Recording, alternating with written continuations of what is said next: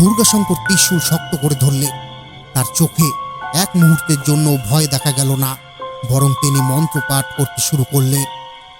ওম নমো কাল ভৈরবায় প্রেত বিনাশায় ওম ফট স্বাহা। তখনই ত্রিশূল থেকে আগুনের শিখা বেরোলো, কিন্তু অঘোর প্রেতযক্ষের দেহ সেই আগুন শুষে নিল। ভৈরবনাথ হেসে উঠল। এটা কোনো সাধারণ প্রেত নয় দুর্গাশঙ্কর, এর শক্তি আগুনে বেড়ে যায়। এবার তোর মৃত্যু নিশ্চিত, প্রস্তুত হ। প্রেতযক্ষ হঠাৎই ঝাঁপিয়ে পড়ল দুর্গাশঙ্করের দিকে। তার হাতের আঘাতে শ্মশানের জমি ভেঙে টুকরো টুকরো হয়ে গেল। মাটির ভেতর থেকে সব দেহ বেরিয়ে এসে ভয়ানক চিৎকার শুরু করল। দুর্গাশঙ্কর মুহূর্তের মধ্যে একটা লালচে গুঁড়ো বের করলেন, ভস্য দ্রব্য, যা তিনি বহু বছর পর সাধনায় সংগ্রহ করেছিলেন। তিনি মন্ত্র উচ্চারণ করে সেই ভস্য বাতাসে ছুড়ে দিলেন। মুহূর্তেই বাতাস আগুনের মতো জ্বলে উঠল। অঘোর প্রেতযক্ষ ব্যথায় চিৎকার করে উঠল, তবে সঙ্গে সঙ্গেই আবার শক্তি ফিরে পেল। ভৈরবনাথ উন্মাদ গলায় মন্ত্র পড়ে তার শরীরে আরো শক্তি ভরিয়ে দিল। দুর্গাশঙ্কর এবার চোখ বন্ধ করলেন। তার শরীর থেকে আলো বেরোতে লাগলো। কপালে ত্রিপুণ্ড চিহ্ন যেন জ্বলন্ত সূর্যের মতো আলো ছড়াচ্ছে। হঠাৎ শ্মশানের ভেতর দাউ দাউ করে আগুন জ্বলে উঠল, কিন্তু সেই আগুন দুর্গাশঙ্করের দিকে নয়, ভৈরবনাথের দিকেই ছুটে গেল। ভৈরব চমকে উঠল, বুঝতে পারল দুর্গাশঙ্কর অগ্নিদেবতার শক্তি আবহন করেছেন। অঘোর প্রেতযক্ষ রাগে পাগল হয়ে গর্জন করে উঠল। আকাশ কেঁপে গেল, কিন্তু দুর্গাশঙ্কর এবার প্রস্তুত। তিনি এক হাতে ত্রিশূল তুলে আকাশের দিকে তাকিয়ে মন্ত্রোচ্চারণ করলেন। ওম অগ্নিশক্তি প্রেত সংহার করে নমো স্বাহা। আকাশ ফেটে বিদ্যুতের ঝলক নেমে এলো। ত্রিশূল থেকে আলো বেরিয়ে অঘোর প্রেতযক্ষকে আঘাত করলো। প্রেতযক্ষ ব্যথায় আর্তনাদ করে ছটফট করতে লাগলো। শ্মশান ঘাট জ্বলছে, চারিদিক ভরে গেছে প্রেতের কান্না আর ভয়ঙ্কর অগ্নিশিখায়। দুর্গাশঙ্কর একদিকে ত্রিশূল তুলে দাঁড়িয়ে, অপরদিকে ভৈরবনাথ কালো আগুনের বৃত্ত তৈরি করে অঘোর প্রেতযক্ষকে শক্তি দিচ্ছে। অঘোর প্রেতযক্ষ গর্জন করল। আমি অমর, কেউ আমাকে ধ্বংস করতে পারবে না। নমস্কার বন্ধুরা, আমি পলাশ, আর তোমরা শুনছো সত্যি ভৌতিক কাহিনী।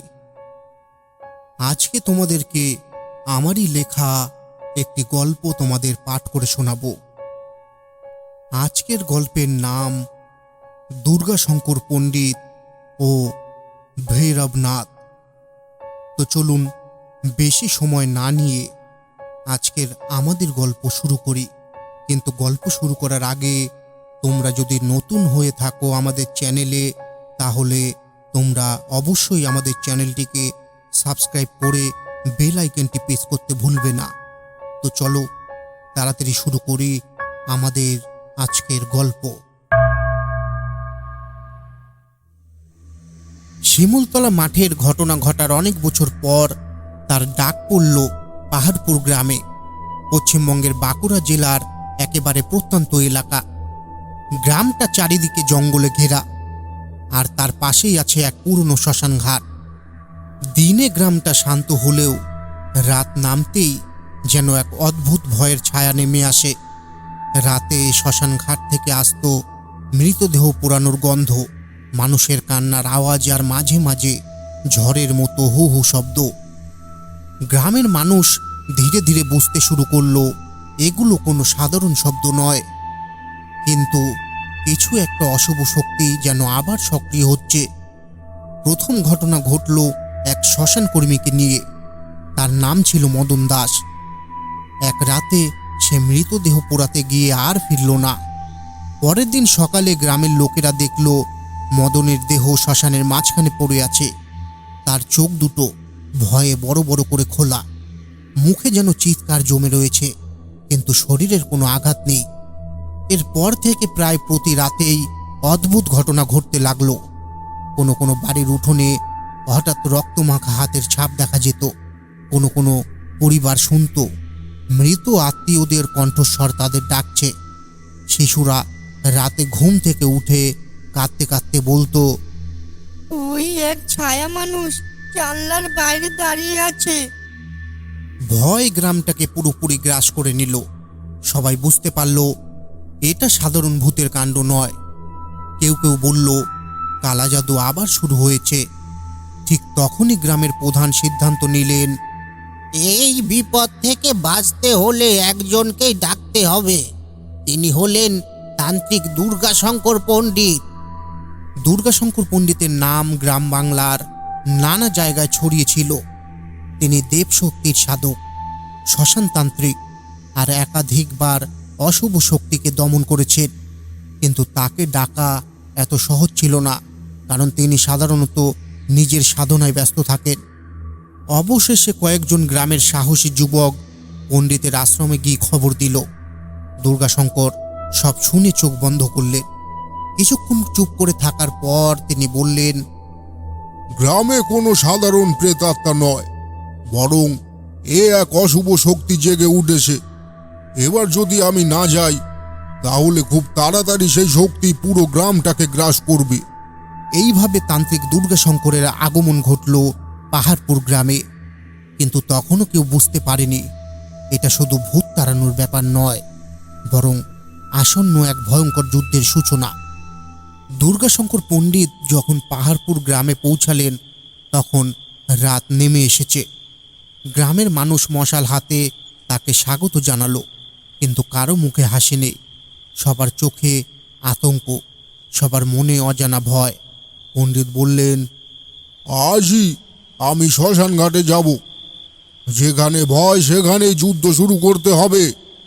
কিন্তু গ্রামের প্রধান ভয়ে কেঁপে উঠলেন। পণ্ডিতজি, রাতটা খুব ভয়ঙ্কর। শ্মশানে গেলে প্রাণ নিয়ে ফিরতে পারবেন কিনা আমরা জানি না। দুর্গাশঙ্কর শুধু হালকা হেসে বললেন, যে মৃত্যুর ভয় পায় সে কখনোই অশুভ শক্তির মুখোমুখি দাঁড়াতে পারে না। এই কথা শুনে কয়েকজন সাহসী যুবক মশালের আলো নিয়ে দুর্গাশঙ্করকে সাথে নিয়ে রওনা দিলেন শ্মশান ঘাটের দিকে।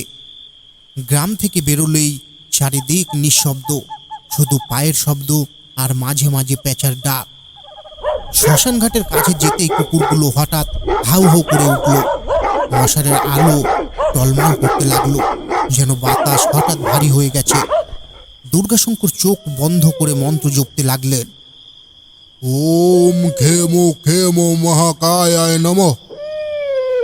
আচমকা শ্মশানের এক কোণ থেকে ধোয়ার মতো কালো কুণ্ডলি উঠল। তারপর দেখা গেল এক বিশাল ছায়া, মানুষের থেকেও অনেক বড়, ধীরে ধীরে মাটি থেকে উঠে দাঁড়াচ্ছে। সঙ্গে সঙ্গে যুবকেরা ভয়ে মশাল ফেলে পালিয়ে গেল। কিন্তু দুর্গাশঙ্কর একটু নড়লেন না। তিনি উঁচু গলায় চিৎকার করলেন, তুই কে, যে এই শ্মশানকে অশুভ শক্তির আস্তানা বানিয়েছিস? বেরিয়ে আয় আমার সামনে। এবার কালো ছায়াটা ক্রমশ ঘন হতে লাগলো। তার চোখ জ্বলজ্বল করছে অগ্নিশিখার মতো, মুখ থেকে বেরোচ্ছে গরম ধোঁয়া। চারপাশে মৃতদেহ পোড়ার গন্ধ আরও তীব্র হয়ে উঠল। একটা ভয়ঙ্কর গর্জন শোনা গেল। আমি এই শ্মশানের নতুন অধিপতি। এখন থেকে কোনো মৃত্যু আত্মা মুক্তি পাবে না। সব শক্তি আমার কাছে বন্দী থাকবে।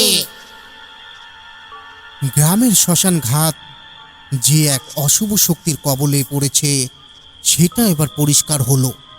কিন্তু দুর্গাশঙ্কর ভয় পেলেন না।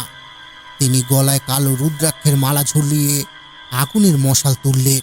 এক মন্ত্রোচ্চারণ করে মাটিতে গঙ্গা জল ছিটিয়ে দিলেন। তখনই ছায়াটা যেন যন্ত্রণায় চিৎকার করে উঠল।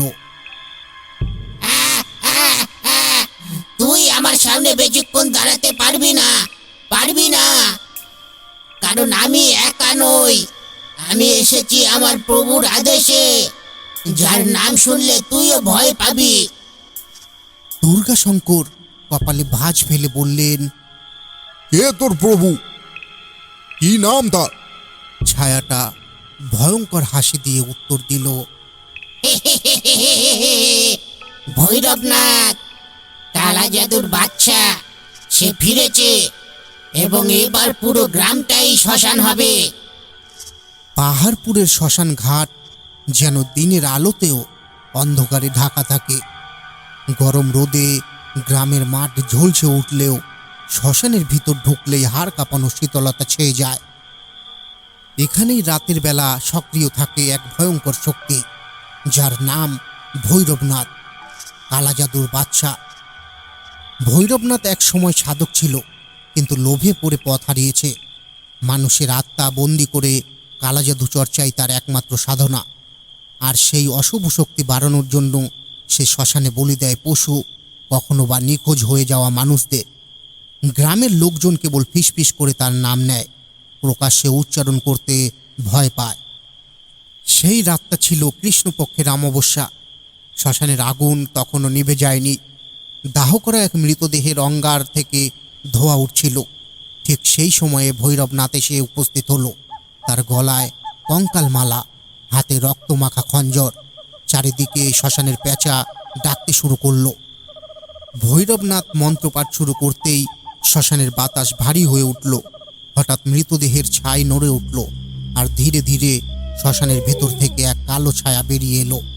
সেটা ছিল প্রেত, যাকে সে কালা জাদুর বাঁধনে বন্দি করেছে। ভৈরবনাথের চোখ লাল হয়ে উঠল, আর সে বলল, আজ থেকে তুই আমার দাস। তোর শক্তি দিয়ে আমি গ্রাম দখল করব। দুর্গাশঙ্করকে হারিয়ে পুরো পৃথিবীতে আমার কালা জাদু ছড়িয়ে দেব। প্রেত ছটফট করল, কিন্তু তার দেহে বাঁধা পড়া তাবিজের শিকল তাকে মুক্তি দিতে পারল না। অন্যদিকে সেই সময়ে দুর্গাশঙ্কর পণ্ডিত দূরে পাহাড়পুরের দিকেই ধ্যানমগ্ন অবস্থায় বসেছিলেন। হঠাৎ তিনি এক অদ্ভুত কম্পন অনুভব করলেন। চারপাশে বাতাস গর্জন করছে, যেন অশুভ শক্তি তাকে সতর্ক করছে। চোখ বন্ধ করে তিনি মন্ত্র জপতে লাগলেন, আর তখনই উপলব্ধি করলেন ভৈরবনাথ আবার কালা জাদু শুরু করেছে। আর এইবার তার লক্ষ্য গোটা গ্রাম। দুর্গাশঙ্করের চোখ খুলতেই চারিদিকে অগ্নিশিখার প্রতিচ্ছবি ভেসে উঠল। তিনি জানলেন এখন আর দেরি করলে চলবে না। পাহাড়পুরের শ্মশানে অশুভ শক্তির দানবরা জেগে উঠেছে। পাহাড়পুরের শ্মশানে অন্ধকার নেমে এসেছে। বাতাসে যেন গলিত দেহের গন্ধ, পেঁচার ডাক আর কুকুরের হাহাকার মিশে ভয়ঙ্কর পরিবেশ তৈরি করেছে। চারিদিকে নিস্তবতা, শুধু শ্মশানের চিতাভস্যের ভেতর থেকে উঠছে অদ্ভুত শব্দ। ভৈরবনাথ তখন উন্মাদ হাসি দিয়ে একটার পর একটা প্রেতকে ডাকছিল। তার চারপাশে ধূসর ছায়ার মতো প্রেতেরা জড়ো হচ্ছে। কালো মন্ত্রপাঠের শক্তিতে শ্মশান কেঁপে উঠছে। ভৈরবনাথ গর্জন করে উঠল, এবার আমার কোনো বাধা থাকবে না। এই গ্রাম, এই মাটি সব হবে আমার। দুর্গাশঙ্কর, তুই যদি সামনে আসিস, তোর মৃত্যু হবে এই শ্মশানের আগুনে। হঠাৎ আকাশ বিদ্যুতের মতো ঝলসে উঠল। শ্মশানের মাঝখানে দাঁড়িয়ে রইলেন দুর্গাশঙ্কর পণ্ডিত। তার কপালে ত্রিপুণ্ড চিহ্ন, হাতে ত্রিশূল, চোখ জ্বলছে আগুনের মতো। তার উপস্থিতিতেই শ্মশানের দাউ দাউ করে জ্বলা আগুন নিভে গেল। বাতাস জমে গেল বরফের মতো। ভৈরবনাথ চমকে উঠল, তারপর ঠোঁট বাঁকিয়ে হেসে বলল, এসেছিস তো অবশেষে দুর্গাশঙ্কর। তবে জানিস, তোর তান্ত্রিক শক্তি আমার কালা জাদুর সামনে কিছুই নয়। দুর্গাশঙ্কর শান্ত গলায় বললেন, তুই সৎ পথ থেকে সরে গিয়ে কালো শক্তির দাস হয়েছিস ভৈরব। আমি তোর পতন নিশ্চিত করব। এই কথার পরেই ভৈরবনাথ তার তাবিজ ছুড়ে দিল। মুহূর্তের মধ্যে শ্মশান কেঁপে উঠল, আর প্রেতেরা আক্রমণ শুরু করলো দুর্গাশঙ্করের দিকে। হাড় ভাঙা শরীর, লাল জলজলে চোখ, 10-10টা প্রেত তার সামনে এসে দাঁড়ালো। দুর্গাশঙ্কর মন্ত্রপাঠ শুরু করলে তার হাত থেকে অগ্নিশিখা বেরিয়ে এসে প্রেতেদের ঘিরে ফেলল। ভয়ানক আর্তনাদে শ্মশান কেঁপে উঠল। 2-1টা প্রেত মুহূর্তেই ভস্ম হয়ে গেল, কিন্তু বাকিরা আক্রমণ চালিয়ে গেল।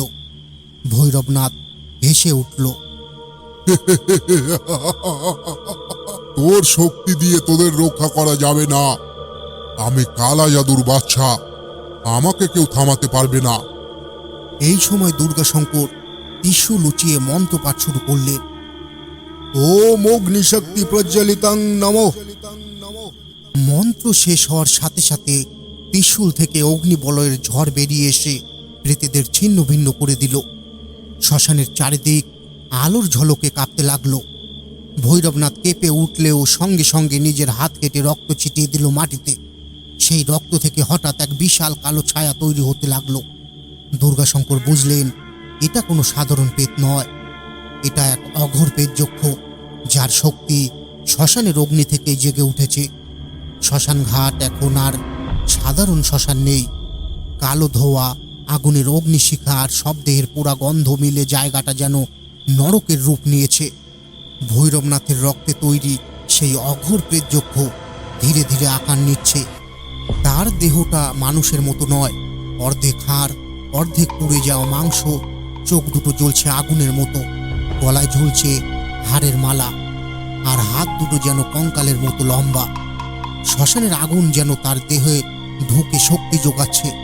ভৈরবনাথ উন্মাদ হাসি দিয়ে বলল,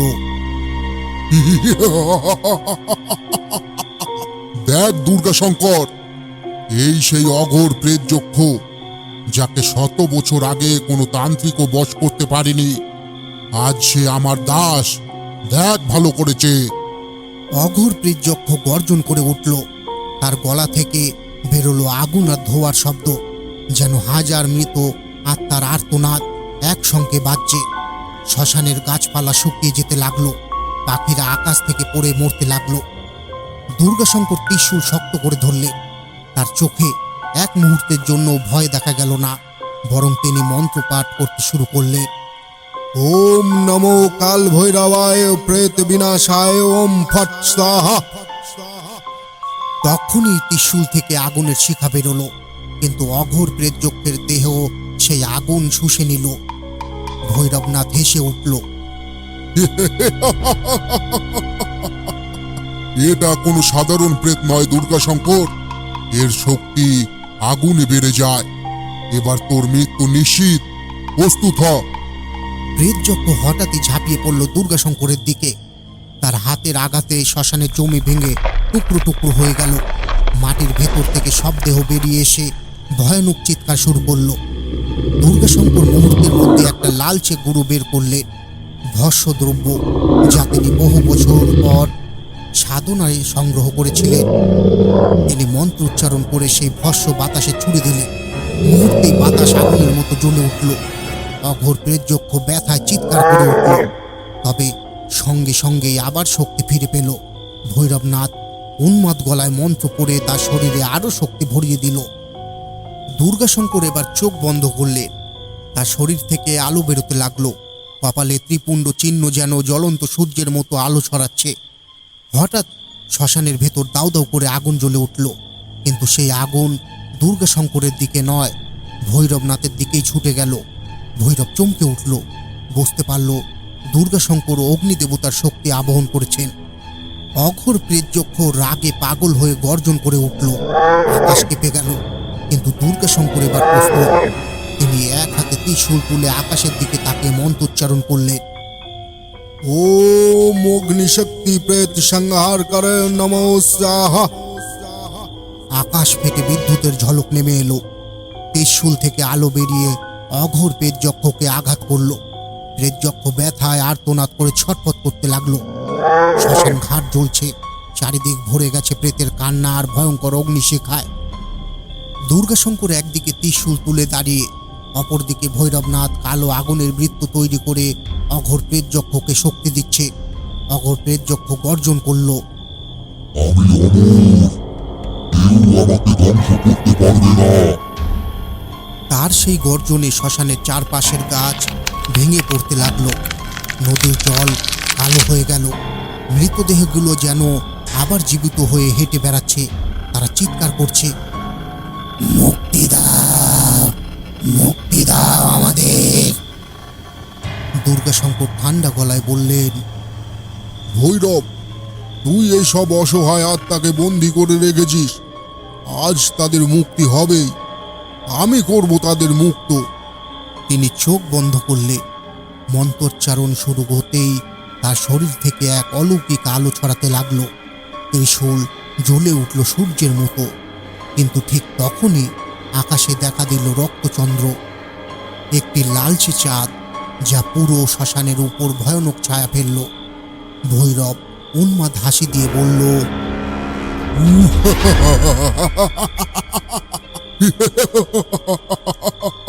দেখ, আজ রক্তচন্দ্র উঠেছে। এ রাত আমার রাত। আজ অঘোর প্রেত যক্ষের শক্তি 10 গুণ বেড়ে যাবে। দুর্গাশঙ্কর, তোর মৃত্যু নিশ্চিত। অঘোর প্রেতযক্ষ হঠাৎ মাটিতে হাত ঢুকল। মাটি ফেটে আগুন আর ধোঁয়া বেরোলো। সেই ফাঁক দিয়ে শত শত কালো ছায়া বেরিয়ে এসে দুর্গাশঙ্করকে ঘিরে ফেলল। তারা অর্ধেক মানুষ, অর্ধেক প্রেতের মতো। তাদের চোখে আগুন আর মুখে শুধু রক্তের গন্ধ। দুর্গাশঙ্কর বুঝলেন এ কোনো সাধারণ যুদ্ধ নয়। ভৈরবনাথ আসলে অমরত্বের তান্ত্রিক ক্রিয়া সম্পূর্ণ করেছে। রক্তচন্দ্রের রাতে যদি এই ক্রিয়া শেষ হয়, তবে ভৈরবনাথ চিরকালীন শক্তি পেয়ে যাবে। দুর্গাশঙ্কর মন্ত্রপাঠ থামালেন না। হঠাৎ তার শরীরের চারপাশে এক স্বর্ণালী জ্যোতি তৈরি হলো। প্রেতেরা সেই জ্যোতির কাছে আসতেই আগুনে পুড়ে ছাই হয়ে গেল। ভৈরব চিৎকার করে উঠল, না না না না না না না, এ শক্তি তোদের মতো কারো হাতে থাকার কথা নয়। কোথা থেকে পেলি তুই এই শক্তি? অঘোর প্রেত যক্ষ হঠাৎ আকাশে উঠে গিয়ে পুরো শ্মশানকে দেখে ফেলল। তার দেহ আগুনে জ্বলছে, তবু সে অমর। ভয়ানক আওয়াজে সে বলে উঠল, আমি ভৈরবের দাস নই, আমি নিজেই শক্তির অধিপতি। এখন থেকে আমি শ্মশানের রাজা। এই কথায় ভৈরবও চমকে উঠল।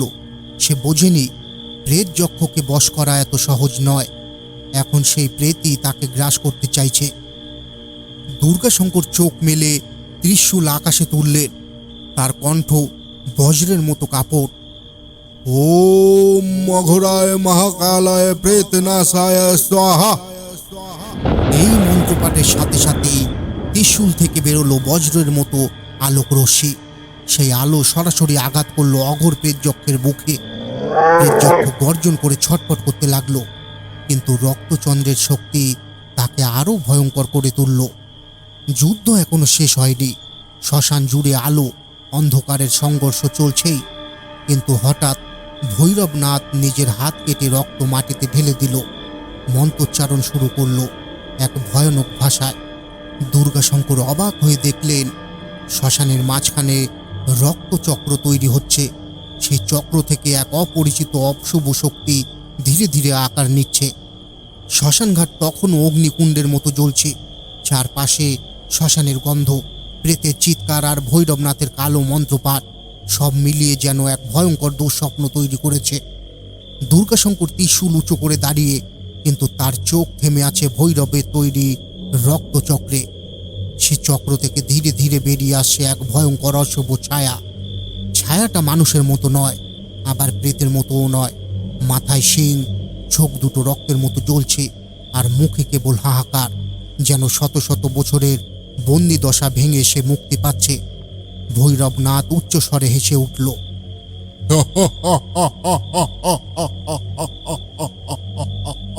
দুর্গাশঙ্কর, এ শুধু কোনো প্রেত নয়, এ হলো কালী যক্ষ, যাকে কয়েকশো বছর আগে অঘরীরা বন্দি করে রেখেছিল। আজ রক্তচন্দ্রের রাতে আমি তাকে মুক্ত করেছি। এখন থেকে সে আমার শক্তি। দুর্গাশঙ্করের মুখ গম্ভীর। তিনি জানতেন কালীযক্ষের নাম। কালীযক্ষ মানেই সর্বনাশ, মৃত্যুর থেকেও ভয়ঙ্কর এক শক্তি। তান্ত্রিক গ্রন্থে পড়েছিলেন, যদি কালীযক্ষ মুক্ত হয় তবে ভূমি শুকিয়ে যাবে, নদী রক্তে ভরে উঠবে, আর মানুষের প্রাণশক্তি ধীরে ধীরে নিঃশেষ হবে। অঘোর প্রেতযক্ষ তখনও চারপাশে গর্জন করছে, কিন্তু কালীযক্ষকে দেখে সে থমকে গেল। না, তুমি, তোমাকে তো চিরতরে বন্দী করা হয়েছিল। কালীযক্ষ হাসল এক ভয়ানক হাসি। প্রেতযক্ষ, তুই আমার দাস। আজ থেকে এই শ্মশান নয়, পুরো পাহাড়পুর হবে আমার রাজত্ব। ভৈরব হাত জড়ো করে মন্ত্রপাঠ চালিয়ে যাচ্ছে, যেন কালীযক্ষকে সম্পূর্ণ নিজের অধীনে আনতে পারে। কিন্তু দুর্গাশঙ্কর বুঝলেন ভৈরব নিজের জন্য মৃত্যু কূপ ঘুরছে। কালীযক্ষ কোনো মানুষের নিয়ন্ত্রণে থাকে না। হঠাৎ কালীযক্ষ ভৈরবের দিকে তাকিয়ে বলল, তুই আমাকে মুক্ত করেছিস, এর জন্য আমি তোকে এক রাত সময় দেব। মনে রাখিস, আমি কারো দাস নই। এই কথা বলেই কালীযক্ষ আকাশে উঠে গেল। তার ডানার মতো ছায়া পুরো শ্মশান ঢেকে ফেলল। চারপাশে হাহাকার শুরু হলো। গাছপালা শুকিয়ে গেল, নদীর জল কালচে রক্তে পরিণত হলো। দুর্গাশঙ্কর ত্রিশূল শক্ত করে ধরে চিৎকার করলেন, ভৈরব, তুই জানিস না তুই কি জাগিয়েছিস? আজ যদি আমি কিছু না করি তবে শুধু পাহাড়পুর নয়, আশেপাশের শত শত গ্রাম ধ্বংস হয়ে যাবে। ভৈরব তখনও হাসছে আর বলছে, ধ্বংসই তো আমার লক্ষ্য দুর্গাশঙ্কর। আমি চাই ভয় আর অন্ধকারে মানুষ কাঁপুক। আমি হব সেই অমর শক্তির অধিপতি। কালীযক্ষ হঠাৎ তীব্র গর্জনে আকাশ কাঁপিয়ে দিল। চারিদিক থেকে মৃতদেহ উঠে দাঁড়াতে লাগলো। তারা অর্ধেক জীবিত, অর্ধেক মৃত। তাদের চোখ ফাঁকা, মুখ থেকে রক্ত ঝরছে। এরা হলো রক্তচন্দ্রের সৈন্যদল। দুর্গাশঙ্কর জানলেন এবার এক অসম্ভব যুদ্ধ শুরু হতে যাচ্ছে। ত্রিশূল বাড়িয়ে তিনি মন্ত্রোচ্চারণ শুরু করলেন। কিন্তু ঠিক তখনই দূরে শ্মশানের দক্ষিণ প্রান্তে এক রহস্যময় বৃদ্ধ উপস্থিত হলো। সাদা দাড়ি, হাতে এক কালো কাঠের লাঠি, চোখে ভয়ঙ্কর দীপ্তি। সে গম্ভীর গলায় বলল, দুর্গাশঙ্কর, কালীযক্ষকে তুই একা দমন করতে পারবি না। এবার সময় এসেছে অগ্নিসিদ্ধি মন্ত্র প্রকাশ করার। পাহাড়পুরের শ্মশান ঘাটে কালো রাতের গভীরতা নেমে এসেছে। আগুনের ছাই, পোড়া কাঠ আর বাতাসে লাশের গন্ধ সব মিলে যেন অন্য এক জগৎ সৃষ্টি করেছে। দুর্গাশঙ্কর পণ্ডিত দাঁড়িয়ে আছেন ধ্যানমগ্ন হয়ে। হঠাৎ চারিদিকের শ্মশানের আগুনগুলো কেঁপে উঠল আর অদ্ভুত এক ঝড় বইতে লাগলো। ঝড়ের ভেতর থেকে ধীরে ধীরে ভেসে এলো এক বৃদ্ধ সাধুর অবয়ব। চোখে অগ্নিশিখার মতো দীপ্তি, সারা শরীর ঢাকা গেরুয়া বস্ত্রে, আর হাতে এক প্রাচীন ত্রিশূল। দুর্গাশঙ্কর বিস্ময়ে কেঁপে উঠল। গুরুদেব, আপনি? বৃদ্ধ গুরুদেব গম্ভীর কণ্ঠে বললেন, হ্যাঁ দুর্গাশঙ্কর, আমি এসেছি। সময় এসে গেছে তোমাকে সত্য জানাবার। তুমি যতদিন সাধনা করছো সব ছিল প্রস্তুতি। এখন তোমাকে জানতে হবে সেই মন্ত্র, অগ্নিসিদ্ধি মন্ত্র। বলে গুরুদেব আঙ্গুল ছুঁয়ে দিলেন শ্মশানের এক মৃতদেহের উপর। মুহূর্তে সেই দেহ আগুনে ভস্ম হয়ে গেল। কিন্তু অদ্ভুতভাবে আগুনটা আকাশে ভেসে থেকে এক বিশাল অগ্নিগোলকের আকার নিল। গুরুদেব হাত নেড়ে আগুনটাকে ফের ছাইয়ের মধ্যে শুষে দিলেন। দুর্গাশঙ্করের চোখ বিস্ফারিত। এ কেমন শক্তি গুরুদেব? গুরুদেব বললেন, এ হলো অগ্নিসিদ্ধি মন্ত্র। পৃথিবীর সব আগুন, চিতা থেকে সূর্য পর্যন্ত নিয়ন্ত্রণ করার ক্ষমতা আছে এই মন্ত্রে। কিন্তু সাবধান, এই শক্তি শুধু শত্রুকে ধ্বংস করে না, যে এই শক্তি নিয়ন্ত্রণ করেন তাকেও ভস্ম করতে পারে। ব্যবহার করলে তোমার জীবন এক মুহূর্তেই বিপন্ন হতে পারে। তুমি যদি এই শক্তি গ্রহণ করো তবে আর ফেরা নেই সাধারণ মানুষের জীবনে। দুর্গাশঙ্কর মাথা নিচু করে গুরুদেবের পায়ের ধুলো নিল। সে জানত সামনে ভয়ঙ্কর যুদ্ধ অপেক্ষা করছে। ভৈরবনাথের কালা জাদু, অগ্নিযক্ষের উন্মাদনা সবকিছুকে মোকাবিলা করতে হলে এই মন্ত্রই একমাত্র অস্ত্র। কিন্তু এই শক্তির ভেতরে যে ভয়ঙ্কর অভিশাপ লুকিয়ে আছে সেটা তখনও দুর্গাশঙ্কর বুঝতে পারেনি। পাহাড়পুরের শ্মশান ঘাটে সেই রাতটা অন্য রাতের চেয়ে অনেক বেশি ভয়ঙ্কর হয়ে উঠেছিল। চারপাশ নিঃশব্দ, গাছের ডালপালা নড়ছে না, বাতাস থেমে গেছে। শুধু দূরে এক চিতার আগুন ধিকে ধিকে করে জ্বলছে। দুর্গাশঙ্কর পণ্ডিত শ্মশানের মাঝখানে বসে মন্ত্র জপ করছিলেন। গুরুদেবের দেওয়া অগ্নিসিদ্ধি মন্ত্র তখনও তার মনে অনুরণিত হচ্ছিল। মন্ত্রের প্রতিটি শব্দ তার শরীরের ভেতর আগুনের মতো জ্বলছিল। হঠাৎই শ্মশানের চারপাশে কালো ধোঁয়া জমাট বাঁধতে লাগলো। ধোঁয়ার মধ্যে দিয়ে ধীরে ধীরে ভেসে উঠল এক ভয়ঙ্কর অবয়ব। কালো আলখাল্লা পরা, গলায় মানুষের হাড়ের মালা, হাতে রক্তমাখা খঞ্জর। সে আর কেউই নয়, কালো জাদুর বাদশা ভৈরবনাথ। তার চোখ দুটো লাল আগুনের মতো জ্বলছিল। সে ভেসে এসে দাঁড়ালো দুর্গাশঙ্করের সামনে। একটা বিকট হাসি দিয়ে বলল, দুর্গা শঙ্কর, তুই ভাবছিস তোর ওই গুরুদেবের দেওয়া মন্ত্রে আমাকে আটকাতে পারবি? কখনোই পারবি না। আমি তোকে আজ শ্মশানের ছাই করে দেব। তোর রক্ত দিয়েই আজ আমার সাধনা সম্পূর্ণ করব। দুর্গাশঙ্করের বুক কেঁপে উঠল। তবু সে শান্ত স্বরে বলল, ভৈরবনাথ, কালা জাদু দিয়ে তুই শুধু মৃত্যু আনিস। আমি আজ গুরুদেবের শক্তি দিয়ে তোর অন্ধকারকে ভস্ম করব। ভৈরবনাথ হাত তুলে অশুভ মন্ত্র পড়ল। মন্ত্র পড়ার সাথে সাথে চারপাশে যে মৃতদেহগুলো ছিল তারা হঠাৎ কেঁপে উঠল। জীর্ণ কঙ্কালগুলো ধীরে ধীরে দাঁড়িয়ে গেল আর শূন্য চোখ নিয়ে এগিয়ে এলো দুর্গাশঙ্করের দিকে। কিছু মৃতদেহ মাটির ভেতর থেকে উঠতে লাগলো। তাদের মুখ থেকে পচা গন্ধ বেরোচ্ছিল। এক মুহূর্তে পুরো শ্মশানটা যেন জীবন্ত প্রেতের রাজ্যে পরিণত হলো। দুর্গাশঙ্কর আতঙ্কিত হলেও মনে পড়ল গুরুদেবের কথা। অগ্নিসিদ্ধ হলো মৃত্যুর আগুন। এই মন্ত্র আগুনকে নিয়ন্ত্রণ করে, কিন্তু মনে রেখো, আগুন কখনো কারো বন্ধু নয়।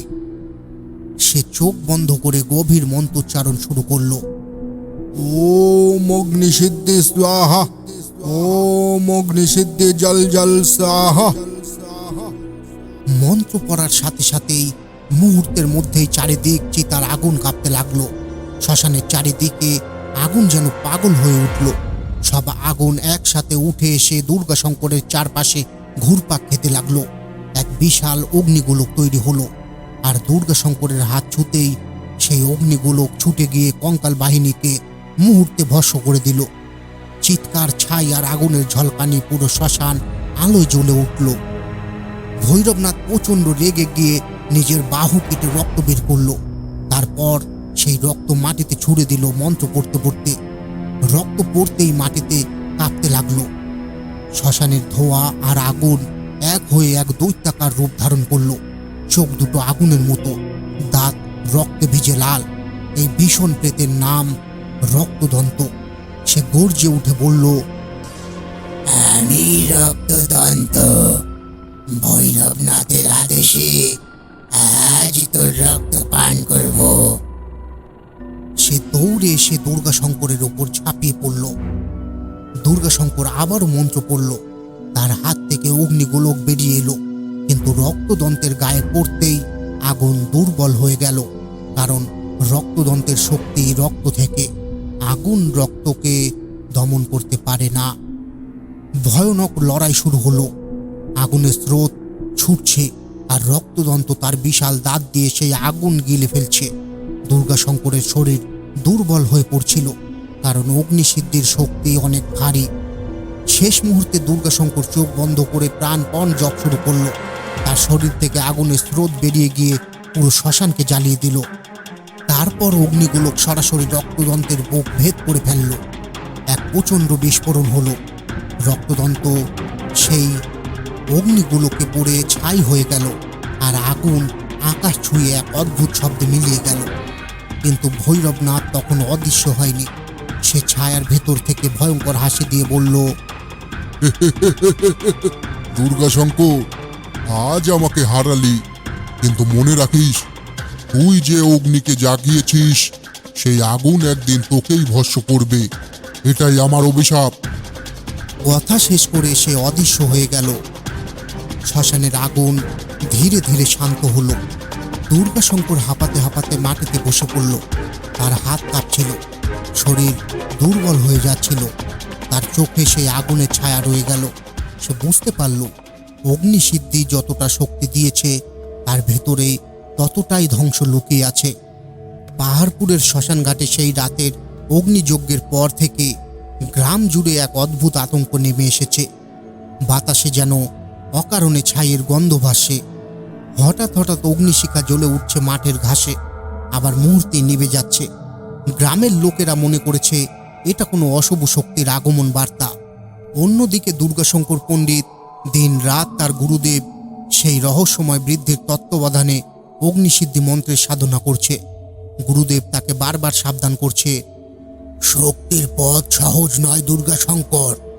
অগ্নিকে বশে আনতে হলে নিজের ভয়, লোভ, অহংকার সব ত্যাগ করতে হবে, না হলে অগ্নি তোমাকেই ভস্ম করে দেবে। দুর্গাশঙ্কর গুরুদেবের সামনে কৃতজ্ঞ চিত্তে প্রণাম করে প্রতিজ্ঞা করে, গুরুদেব, আমি অগ্নির আগুনে দগ্ধ হলেও পিছিয়ে আসব না। এই শক্তি আমি অর্জন করবই, কারণ সামনে অশুভ শক্তির ছায়া ঘনিয়ে আসছে। এদিকে ভৈরবনাথও হাত গুটিয়ে বসে নেই। পাহাড়পুরের শ্মশান ঘাটের দিকেই তার কুচক্রী পরিকল্পনা ছায়া নেমে আসছে। তার কালো জাদুর শক্তি দিয়ে সে ভয়ঙ্কর অগ্নিপ্রেত সৃষ্টি করেছে। সেই প্রেত অদৃশ্য থেকে গ্রামে গ্রামে ভয় ছড়াচ্ছে। হঠাৎ ঘরে আগুন লেগে যাচ্ছে, গোয়ালে দাউ দাউ করে শিকার জ্বলে উঠছে, এমনকি রাতের অন্ধকারে মানুষও অগ্নিদগ্ধ হয়ে মরছে। এক রাতে গুরুদেব দুর্গাশঙ্করকে নিয়ে শ্মশানের চত্বরেই এক যজ্ঞে বসান। মন্ত্রপাঠ চলতে থাকলো। চারিদিকে অগ্নিশিখা দাউ দাউ করছে। হঠাৎ সেই অগ্নিপ্রেত উদ্ভাসিত হয়ে উঠল। চারিদিক লালচে আগুনে জ্বলে উঠল। গুরুদেব বললেন, এবারই তোমার প্রথম পরীক্ষা দুর্গাশঙ্কর। অগ্নিকে বশে আনতে পারলে তবেই তুমি সত্যিকার অগ্নিসিদ্ধির অধিকারী হবে। দুর্গাশঙ্কর চোখ বন্ধ করে গুরুদেবের প্রদত্ত মন্ত্র উচ্চারণ করতে শুরু করলো। তার দেহ থেকে অগ্নিশক্তির তরঙ্গ ছড়িয়ে পড়ছে। অগ্নিপ্রেত ভয়ঙ্করভাবে গর্জন করে ঝাঁপিয়ে পড়ল, কিন্তু দুর্গাশঙ্করের উচ্চারণে অগ্নিশিখা যেন মুহূর্তেই দিশেহারা হয়ে উঠল। শেষে এক প্রচণ্ড বজ্রধ্বনির মতো আওয়াজ, অগ্নিপ্রেত ভেঙে পড়ল ভস্ম হয়ে। শ্মশান জুড়ে আবার নেমে এলো নিস্তবতা। গুরুদেবের চোখে এক অদ্ভুত দীপ্তি ফুটে উঠল। তিনি ধীরে ধীরে বললেন, তুমি প্রথম পরীক্ষায় উত্তীর্ণ হলে দুর্গাশঙ্কর, কিন্তু মনে রেখো, ভৈরবনাথের কালা জাদু এখনো অনেক শক্তিশালী। অগ্নিসিদ্ধির প্রকৃত পরীক্ষা সামনে অপেক্ষা করছে। দুর্গাশঙ্করের হৃদয়ে তখন একদিকে স্বস্তি, আবার অন্যদিকে আরো বড় লড়াইয়ের প্রস্তুতি নেওয়ার প্রতিজ্ঞা। পাহাড়পুরের আকাশে সেই রাত অস্বাভাবিক লালচে আভা ছড়িয়েছিল। বাতাস ভারী হয়ে উঠেছিল, যেন অগ্নিশিখার ধোঁয়ায়। চারিদিকে শুধু আতঙ্কের গুঞ্জন। গ্রামবাসীরা বুঝতে পারছিল কোনো ভয়ঙ্কর সর্বনাশ আসন্ন। ওদিকে ভৈরবনাথ শ্মশানঘাটের মাঝখানে বিশাল কালো যজ্ঞকুণ্ড সাজিয়েছে। তার চারপাশে অসংখ্য নরকঙ্কাল, মাথার খুলি, কালো সিন্দুর আর রক্ত দিয়ে আঁকা জাদুমণ্ডল। সে গর্জে উঠল, আজ পাহাড়পুরের মাটি এই দাউ দাউ করা আগুনে ভস্ম হবে। কেউ আমাকে রুখতে পারবে না, কেউ না। এই সময় গুরুদেবের সঙ্গে দুর্গাশঙ্কর শ্মশানে এসে দাঁড়ালো। বাতাস হিম হয়ে গেল। গুরুদেব শান্ত কণ্ঠে বললেন, দুর্গাশঙ্কর, আজকের রাতে তোমার সাধনার শেষ পরীক্ষা। ভৈরবনাথকে রুখতে না পারলে এই গ্রাম ধ্বংস হবে। ভৈরবনাথ অট্ট হাসি হেসে হাত তুলে মন্ত্রপাঠ শুরু করলো। মুহূর্তে যজ্ঞকুণ্ড থেকে জেগে উঠল অগ্নিদানব। তার দাউ দাউ শরীর পুরো শ্মশানকে আলোয় ভরিয়ে দিল। আগুনের তাপে গাছপালা দাউ দাউ করে জ্বলতে শুরু করলো। দুর্গাশঙ্কর চোখ বন্ধ করে গুরুদেবের শেখানো অগ্নিসিদ্ধি মন্ত্র জপ করতে লাগলো। তার চারপাশে সোনালি অগ্নিবলয় সৃষ্টি হলো। ভৈরবনাথের দানব তীব্র গর্জন করে ঝাঁপিয়ে পড়ল, কিন্তু অগ্নিবলয়ের সঙ্গে ধাক্কা খেয়ে পিছিয়ে গেল। তখন গুরুদেব বজ্রকণ্ঠে চিৎকার করলে, দুর্গাশঙ্কর, অগ্নিকে শত্রু নয়, সত্তার অংশ ভেবে বশ করো। মনে রেখো, অগ্নি ধ্বংস করে, আবার জীবনও দেয়। দুর্গাশঙ্কর চোখ খুলে দাঁড়ালেন। তার দুই হাত উপরের দিকে তুলতেই দাউ দাউ করা আগুন যেন তার শরীরের ভেতর প্রবাহিত হলো। মুহূর্তে সে অগ্নিদেবতার মতো দীপ্তিমান হয়ে উঠল। সে হাত বাড়িয়ে অগ্নিদানবকে নিজের দিকে টেনে নিল। ভয়ঙ্কর বিস্ফোরণের মতো শব্দ হলো। পুরো আকাশ কেঁপে উঠল। আগুন দাউ দাউ করে জ্বলে উঠল, তারপর ধীরে ধীরে নিভে গেল। শ্মশান আবার নিস্তব্ধ হয়ে গেল। ভৈরবনাথ ভীত সন্ত্রস্ত হয়ে পিছিয়ে গেল।